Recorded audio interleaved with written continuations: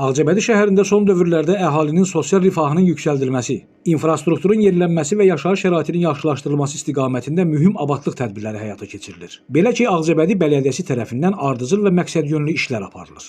Bu tədbirlər çərçivəsində Ağcabədi Bələdiyyəsinin təşkilatı və maliyyə dəstəyi ilə şəhərin bir sıra küçə və yollarında yenidən qurma və abadlıq işləri görülüb.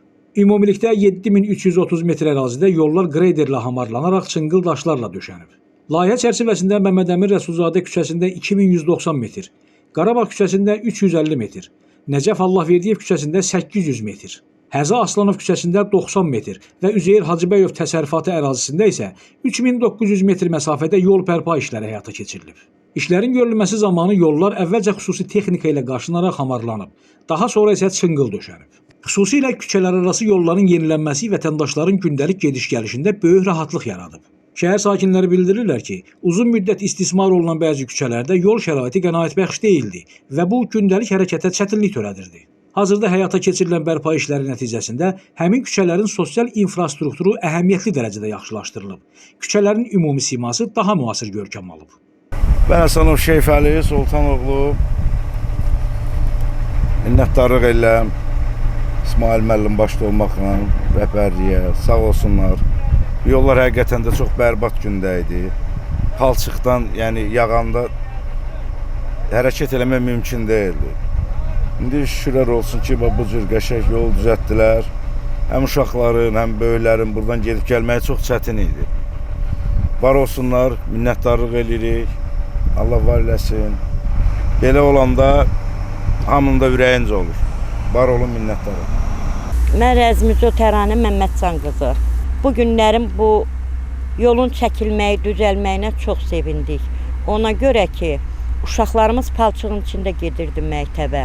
Sağ olsun İsmail müəllim, sağ olsun yuxarı qurumlarda oturanlar. Belə bir günü bizə bəxş elədilər, əyaqlarımız da sevinir.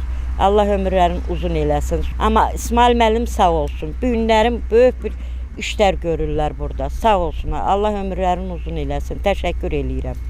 Ağcabədi Bələdiyyəsi təkcə yol bərpası ilə kifayətlənməyərək, eyni zamanda şəhərin ictimai əhəmiyyətli obyektlərində də abadlıq işlərini davam etdirir. Bu çərçivədə şəhər qəbristanlıqlarında da təmizlik və abadlıq işləri görülüb. Ziyarətçilər üçün səliqəli və təmiz mühit yaradılıb. Əlavə olaraq, qəbristanlıqların giriş qapıları əsaslı şəkildə təmir edilərək yenilənib.